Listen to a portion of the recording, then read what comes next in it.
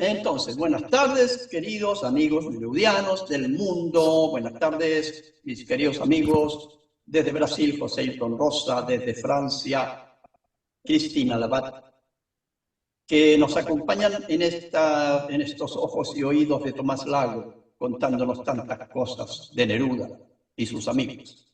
Por allá en la falda de la cordillera, en la calle Lynch y en Los Guindos, allá donde se juntaba con todos sus amigos y tantas cosas más.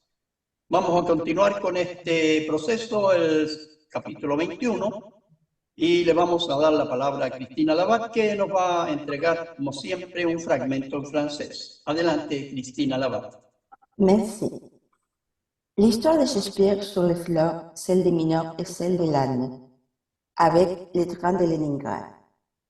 Deux personnes vont au théâtre pour voir une représentation de Shakespeare, qu'elles ne connaissaient pas très bien. Ils arrivent au lever du rideau et parviennent à peine à occuper leur siège. Au milieu du silence des spectateurs, au bout d'un moment, l'un d'eux eut une terrible envie d'aller à l'urinoir, et alors elle demande à l'autre comment faire. Eh bien, je ne sais pas exactement, répond celui-ci. Sors par le couloir, je pense qu'en continuant à gauche, tu les trouveras. Il sort sur la pointe des pieds au milieu de l'obscurité du théâtre, comme on lui avait dit, et il cherche en vain ce dont il avait soin jusqu'à qu'il finisse par s'installer dans un grenier sombre du mieux qu'il peut et regagner sa place. À la fin de la pièce, quand il s'allume les lumières et il se lève, demande à celui qui est resté à sa place, l'autre, et dit « Qu'avez-vous pensé de Shakespeare ?» Je ne comprenais pas vraiment grand-chose à ce qui s'est passé, et le travail était très long. À part ce mec qui est sorti au premier acte et qui a uriné dans les vases, le reste n'est pas drôle du tout, a-t-il répondu. Deux mineurs, après avoir passé des mois au travail, comme des noirs dans une mine, à travailler comme des noirs dans une mine. Ils descendent dans une ville misérable avec l'âne qui transportait les combres. Les hommes étaient terriblement pressés et la première chose qu'ils firent en arrivant à cet endroit fut de demander s'il avait là des maisons de femmes. Avant, oui, il y en avait, ont-ils répondu. Mais maintenant, il n'y en a plus rien ici. Même pas ça. Juste Peta, qui est restée parce qu'elle est aveugle, et dont personne ne se souvient plus. Non, rien. Les mineurs se sont regardés et se sont dit, eh bien, quoi que ce soit, où est ce Peta? Ils leur ont donné les indications de l'affaire et les voilà partis avec leur âne. Après que chacun des mineurs soit passé voir la femme aveugle, maintenant plus reposés, ils ont communiqué leurs pensées à l'extérieur, voyant l'âne attendant. Et, dit-on, et les pauvres ânes travaillaient autant, sinon plus que nous. Ne soyons pas égoïstes, faisons en sorte que cela se produise aussi. Je ne pensais pas que la femme aveugle s'en soucie. Après le passage de l'âne, il demande l'addition pour voir ce qu'il devait payer. Et Peta a dit à l'intérieur, pour les deux messieurs, 50 pesos. L'autre, celui des vêtements épais, rien. Il peut revenir quand il veut. Pablo dit-il que cette histoire a été racontée à nous, comme cela s'est passé dans le train de Leningrad à Moscou, l'une des rares histoires qu'on a entendues là-bas. C'est un instituteur qui transportait un orang-outan, et comme il ne se trouvait pas d'autre moyen de le transporter, il l'a mis clandestinement dans son compartiment. Dans un moment d'inattention, le singe disparaît et le professeur part à sa recherche, terrifié, essayant de ne pas attirer l'attention en même temps. Il va donc partager compartiment par compartiment en mettant son oreille dans l'embrasure de la porte pour voir s'il découvre où se trouve l'orang-outan, jusqu'à ce qu'il le localise, car une voix féminine lui dit depuis son lit « Oh, Tovarich, comme tu es passionné, mais enlève les pansements au moins. » Bravo. Situación interna de Lynch. Situación interna de Lynch. Murmullos de la vida privada. 27 de julio de 1953. Muchas veces debía haber escrito notas sobre los amigos y Papa, pero corrigiendo pruebas de mi libro. Se me pasaba el tiempo y a fin de no interrumpir mi trabajo, olvidaba hacerlo. Muchas veces hemos ido a los guindos a comer por diversos motivos. El día de cumpleaños, 12 de julio. La llegada de Rodolfo Arauz, etc. O bien Pablo ha venido a casa.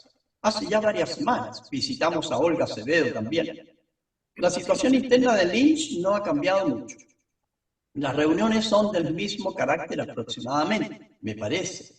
Sin embargo, que la gente que asiste allí, desde su regreso del exilio, tiene un tinte más político que antes. Ahora van mucho o iban hasta hace poco los Venturelli, en viaje a la China en este momento. Santiaguito Aguirre, Joaquín Gutiérrez, etc. Han dejado de ser asiduos el Gordo Fuensalida, entre otros. De los pasos o líos de Pablo no se sabe mucho. Se murmura entre las mujeres que sale diariamente al anochecer con varios pretextos y deja a Delia sola. En efecto, así es. ¿Con quién se trata? Un día, durante la realización del Congreso Continental de la Cultura, estando yo en calle Agustinas, esquina de McKeever, pasó acompañado de un muchacho brasileño negro, con una niña chiquita de tinte rosado, que me pareció debía ser su amiga, por el golpe de vista, la tinca del momento. Yo estaba acompañando a Alenka Franich, que esperaba un taxi para ir a almorzar a Ñuñoa, cuando aparece Pablo y viéndonos se dirigió de pronto hacia nosotros con una levísima vacilación antes de hacerlo. Y dijo: «Ah, los pillé infraganti. Ustedes aquí con esas tenemos». Y otras cosas por el estilo. Yo le contesté enseguida: «Nos pillamos, estamos todos pillados», etc. Entonces, acercándonos hasta donde nosotros estábamos, nos presentó Nelly a la mujer y luego el nombre del brasileño. ¿Quién es ella exactamente? Como he dicho, las cosas del Lynch siguen más o menos lo mismo. La semana pasada fue a Parral, invitado por el alcalde, un señor Guillermo Urrutia Solar, ex secretario de Arturo Alessandri. Según Pablo, muy parecido físicamente a él, de filiación liberal, que las revuelve mucho en ese pueblo para sustentar sus ambiciones políticas. Lo acompañaron Ángel y Albertina. De allí pasó a Cauquenes y fue festejado por los Rotarios y los Leones. Además, leyó su conferencia Viaje alrededor de mi poesía con algunos agregados. En Parral casi se asfixió con carbón, debido a un brasero que le pusieron en el dormitorio y estuvo bastante enfermo. Trajo algunas botellas de vino jerezado y generoso de la estación experimental vitivinícola de Cauquenes, que probamos el otro día en la biblioteca de su casa, una noche que fuimos a comer con Deni, estando allí Rodolfo Arauz y los de casa. Como a modo de información, como habla aquí de que le habían puesto una cuestión, un brasero encendido con carbón en una habitación. Si esto se hace a puerta cerrada en una habitación, es muy peligroso. El gas del carbón te puede matar perfectamente. Así que es bastante peligroso lo que podría suceder. Adelante, José.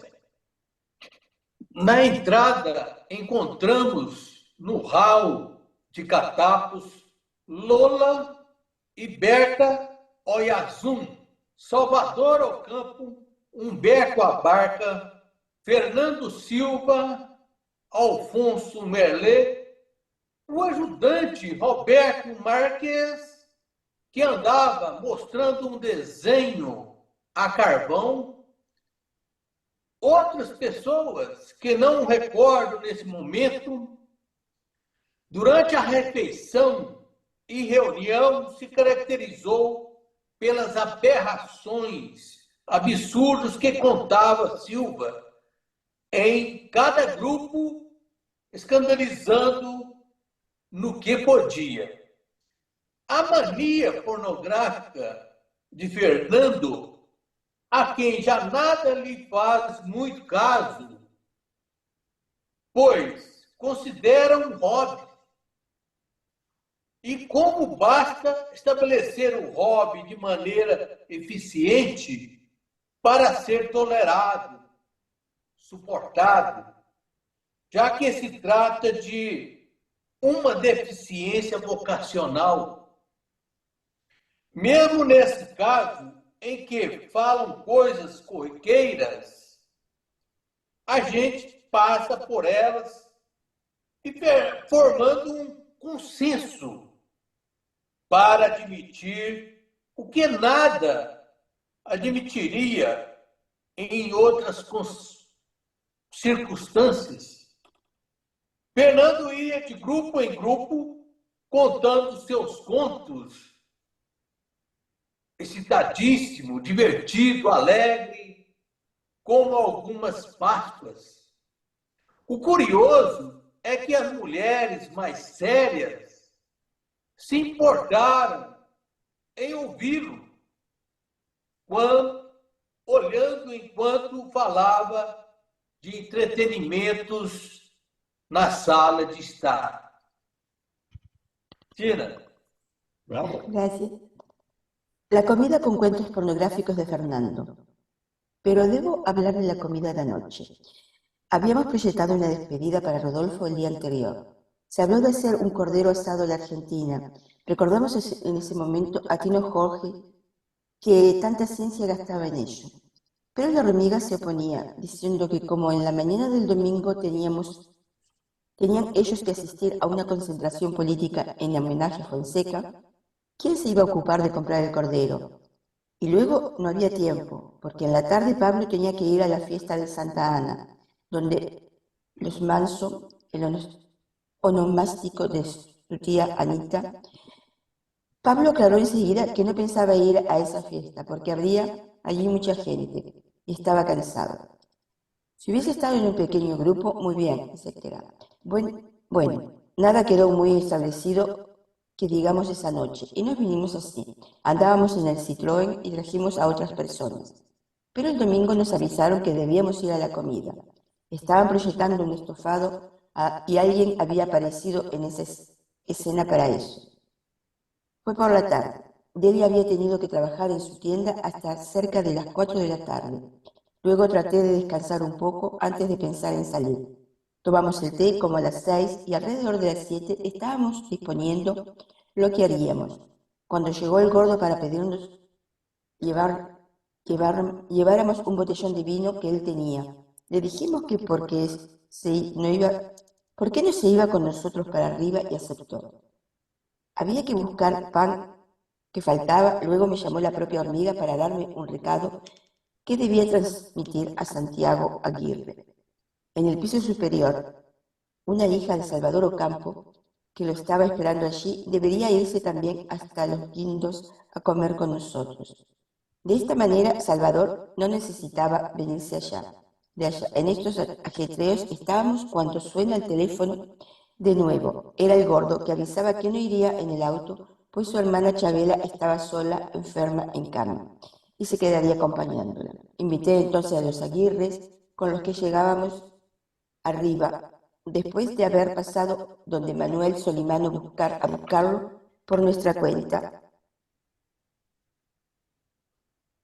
De entrada encontramos en el a Cotapos, Lola y Vera Ollesu, Salvador Ocampo, Humberto Abarca, Fernando Silva, Alfonso Merlet, el dibujante Roberto Márquez, que andaba mostrando un dibujo al carbón, y otras personas que no recuerdo en este momento.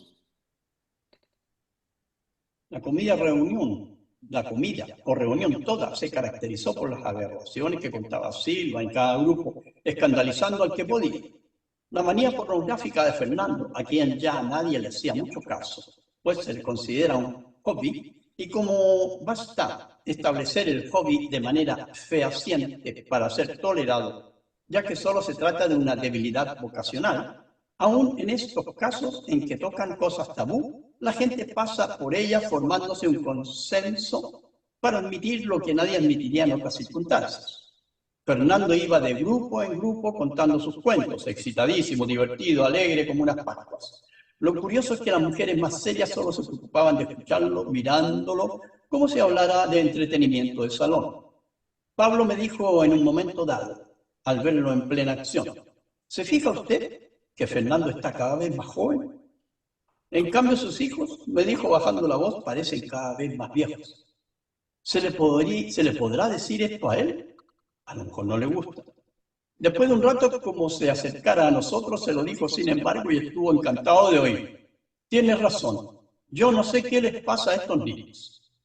Comimos en el comedor interior, la mesa puesta en forma de ángulo recto. En la parte del Lynch estaba la cabecera donde se sentó Rodolfo, Delia y yo. Hacia el otro lado seguían Inés Freis, yo, no, primero Alfonso Mellet, después Inés, Pablo, Santiago, Manuel Solimano, Cotapos, Homero Arce, etc. A mi lado quedaba la hormiga y después Fernando. Los cuentos de este no los puedo transcribir aquí, porque son de tal calibre que es imposible hacerlo. No obstante, al contarlos de viva voz, después de pasar un tiempo de aclimatación, todos escuchaban lo que ahora mismo me parecía inverosímil. Pablo siempre ha gozado sin gran recato de este tipo de cuentos, lo que la gente le celebra por lo general. Pongo en nota alguno de ellos. Había muchos grupos que conversaban a la vez, naturalmente, y Fernando solo constituía el centro momentáneo de 2 o 3 personas. El chiste de la casa es que la hormiga lo peñisque cuando dice cochinada, pero sucede que muchas veces no entiende muy bien lo que ocurre hasta que los demás le llaman la atención acerca de su papel de pellizcadora. Vai, José. Situação interna em Lynch, murmúrios da vida privada, 27 de julho de 1953. Muitas vezes deveria ter escrito notas sobre os amigos e Pablo, mas estava corrigindo provas, testes de meu livro. Assim passava o tempo a fim de não interromper meu trabalho. Esquecia de fazer isso. Muitas vezes temos ido a Los Guindos e comer por diversos motivos.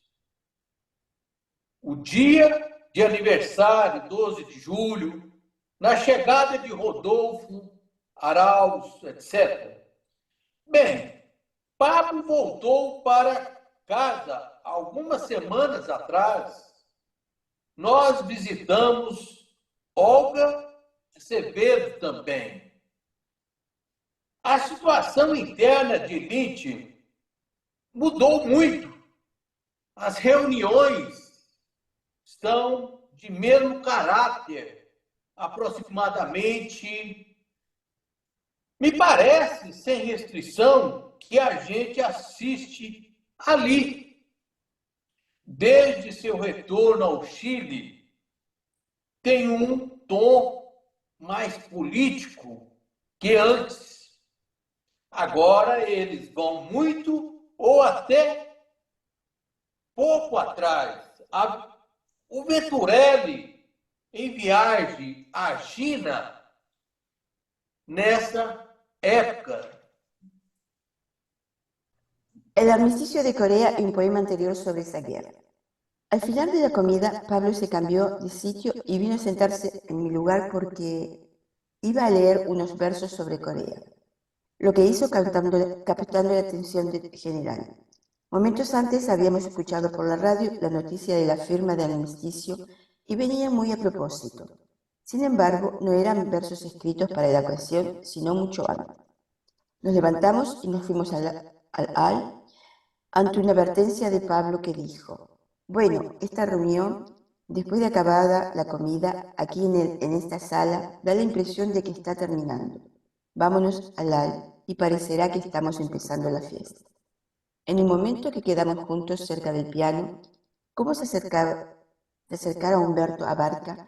Pablo habló de los cuentos pornográficos de nuevo mirando a Fernando, que andaba por allá, cerca de la chimenea, haciendo alcance y recordando chistes. A mí me explicó que la mayoría de los que él mismo había contado últimamente procedían de Jorge Amado, y el de Shakespeare y el florero, y el de los mineros y el burro, etc. Pero me dijo usted, ¿no sabe el del loro? También es de Jorge. De ella misma sabe muchos. Cuando estábamos en Praga, no siempre los podía contar porque en las democracias populares no le gustaba nada.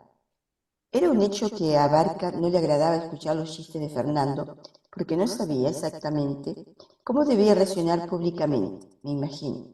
Me parece que era en parte al menos el temor de la crítica por lo inesperado de la situación, tal vez simplemente porque no le gustaba. Los obreros son más tradicionalistas, creo. También debe haber pensado de pronto que tal vez ese ambiente de relajación no era bueno porque inesperadamente se marchó cuando Fernando terminaba entre grandes algarazas, uno de ellos. Al pie de la letra, de la página, perdón. La guerra de Corea estalló en junio de 1950, cuando tropas de Corea del Norte cruzaron la frontera en el paralelo 38 y penetraron en Corea del Sur. Entre ambas repúblicas ya había una virtual guerra. Los dos gobiernos pugnaban por la unificación del país bajo un régimen socialista, uno y el otro en el capitalismo. Corea del Sur recibió caudalosa ayuda norteamericana en tropas y armamento bajo banderas de Naciones Unidas y comando estadounidense. Corea del Norte fue respaldada por China Popular. La guerra terminó en 1953, cuando los países involucrados firmaron el armisticio. La frontera volvió al paralelo 38 y sigue siendo hasta hoy zona de tensiones. Corea quedó destruida en el norte y el sur. Hubo millones de víctimas. El cuento de Shakespeare sobre el florero. Hubo el de los mineros y el del burro, el del tren de Leningrado. Dos personas van al teatro a ver una representación de Shakespeare, a quien no conocían mucho. Llegan justo cuando se alza el telón y apenas alcanzan a ocupar sus asientos en medio del silencio de los espectadores. Después de un rato, uno de ellos dan unas terribles ganas de ir al urinario y le pregunta entonces al otro, ¿cómo debe hacer para conseguir? Pues, yo no sé bien, contesta este. Sal por el pasillo y creo que siguiendo a la izquierda lo vas a encontrar. En puntillas, en medio de la oscuridad del teatro, sale como le habían dicho y busca en vano lo que necesitaba hasta que por fin se arregla en un desván oscuro como puede y vuelve a su asiento. Al terminar la obra, cuando encienden las luces y se levantan, pregunta al que se quedó en su asiento, el otro, ¿y qué te pareció Shakespeare? Yo, la verdad, no entendí mucho lo que pasaba y era muy larga la obra, aparte de ese tipo que salió en el primer acto y orinó en un florero. Lo demás no era nada divertido, respondió. Dos mineros, después de permanecer 2 meses trabajando como negros en una mina, bajan a un pueblito miserable con el burro que acarreaba el cascajo. Los hombres estaban terriblemente urgidos y lo primero que hicieron llegando a aquel lugar fue preguntar si había por allí alguna casa de mujeres. Antes sí había, le contestaron, pero ahora no queda nada aquí, ni eso, solo la peta que se quedó porque está ciega y de quien ya nadie se acuerda. No, no hay nada. Se miraron los mineros y dijeron, bueno, cualquier cosa que sea, ¿dónde está la peta? Les dieron las indicaciones del caso y allá se fueron con su burro. Después de pasar cada uno de los mineros a ver a la ciega, ya más descansados, se comunicaron sus pensamientos al lado afuera, al ver al burro esperando. Oye, dijo uno, ¿y el pobre burro ha trabajado tanto más que nosotros? No seamos egoístas, hagámoslo pasar también. Yo creo que a la ciega, no creo que a la ciega le importe. Después que el burro hubo pasado, pidieron la cuenta, a ver lo que tenían que pagar. Y la peta dijo desde adentro, por los 2 caballeros 50 pesos. El otro, el de la ropa gruesa, nada. Ese puede volver cuando guste. Los chistecitos. Vai, José. Refeição com contos pornográficos de Fernando.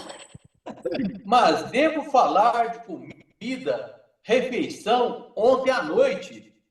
Havíamos programado uma despedida para Rodolfo no dia anterior.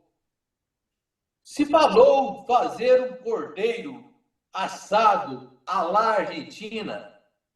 Lembrando neste momento a Tino Jorge, que tanta ciência gasta nisso, mas Formiga se opunha dizendo na manhã de domingo teria que assistir uma manifestação política em homenagem a Fonseca. Quem ia ocupar de comprar o cordeiro? Logo, não havia tempo, porque à tarde Pablo teria que ir na casa, na festa de Santa Rosa, Santa Ana, onde os maçons, o enoromastique de sua tia Anita. Pablo declarou em seguida que não pensava ir nessa festa, porque havia muita gente ali e estava cansado. Se estivesse em um pequeno grupo, muito bem, etc. Nada estava muito estabelecido naquela noite e nós viemos assim. Estávamos no interior, no Citroën, e trouxemos outras pessoas. Gracias. Vamos. Dice Pablo que este mismo cuento se contaba en la URSS como ocurrido en el tren de Leningrado a Moscú, de los pocos cuentos escuchados allá. Era un profesor que llevaba un orangután y como no hallara otra manera de transportarlo, lo metió en su compartimiento clandestinamente. En un momento de descuido sucede que el mono desaparece y el profesor sale a buscarlos. Aterrado, tratando de no llamar la atención, al mismo tiempo, así va compartimiento por compartimiento, poniendo la oreja en el requicio de las puertas a ver si descubre dónde está el orangután. Hasta que lo ubica porque una voz femenina decía desde su lecho: «Oh, Tovarish, qué apasionado eres, pero sácate la pellizca por lo menos». Causa por alimentos en contra del poeta, por María Aguinar, 1 de septiembre de 1953. Ayer había invitado a almorzar a mi cuñada Fresia Silva, que estaba en Santiago por los asuntos de liquidación de los bienes de mi madre. Como ella partiría a Talca en el bus de las 5 p.m., le había prometido irla a dejarla en el Citroën. Pero sucedió que por la mañana me llamó la hormiga de los guindos para decirme que Vasallo necesitaba que yo fuese a declarar como testigo en la causa por alimentos que siguen en contra de Pablo, su primera mujer. Pensé ir primero a los tribunales después de almorzar y luego volver a buscar a Fresia, que me esperaría en casa con mi hermana María. Desgraciadamente, me demoraron de tal manera en lo del receptor que a las 4:15 apenas logré zafarme de allí. He aquí lo que pasó, la declaración, aunque rolaba sobre 5 a 6 puntos precisos. Admitía contrainterrogatorios de la parte contraria y allí estaba el abogado con la propia María Aguinar, que para ocuparse de ello llenaron varias carillas escribiendo respuestas. Cuando vi a aquella mujer allí en el tráfago de la gente que iba y venía por las oficinas del segundo piso, tuve la impresión de que todo lo que le quedaba en el mundo era sacarle dinero a Pablo para vivir. Parece que no hace otra cosa. No tiene otra actividad, ni anhelo, ni iniciativa de su parte. Como es muy alta, se veía de lejos. Estaba vestida en forma ad hoc, como una mujer desgraciada, víctima de un hombre sin entrañas, con un abrigo con un cuello de pieles raídas que parecía no pertenecerle. Todo el vestido de un color neutro para que pareciera usado y pobre. Se sentó al lado del receptor frente a mí, asistiendo hasta el final a aquel acto judicial mientras su abogado, un hombrecillo de cara de pájaro, malamente vestido también, pensaba sacar algún partido de lo que yo declaraba, contrainterrogando. Las preguntas se referían a los bienes de fortuna que posee Pablo y yo estaba citado para atestiguar que no tiene entradas regulares ni riquezas rentales que le permitan darle más dinero a aquella mujer. Me preguntaron que si sabía de su casa en el mar, que cuando la había comprado, si era suya o de hormiguita, si su colección de caracolas era muy valiosa, cuánto valdría, si tenía automóvil, si los viajes al extranjero los pagaba él o era invitado, cuánto percibía por derechos de autor, las obras de arte que habían en su casa, etcétera, etcétera. Pues allí estuve declarando fríamente lo que sabía de todo, con unas ganas muy grandes de decirle a aquel estafermo de mujer que no fuera sinvergüenza, pretendiendo vivir todavía, después de 20 años, de un hombre que había tenido la debilidad de casarse con ella. Entre las interrogantes que hizo el abogado, figuró la de si yo sabía que tuviese secretaria. ¿Secretaria? ¿Para qué?, le repliqué. Para sus versos. Bueno, para actividades en general. No, absolutamente respondí. No tendría con qué pagar. Personas amigas, entre las que me cuento yo mismo, algunas veces le ayudamos, le dijo a esta fe.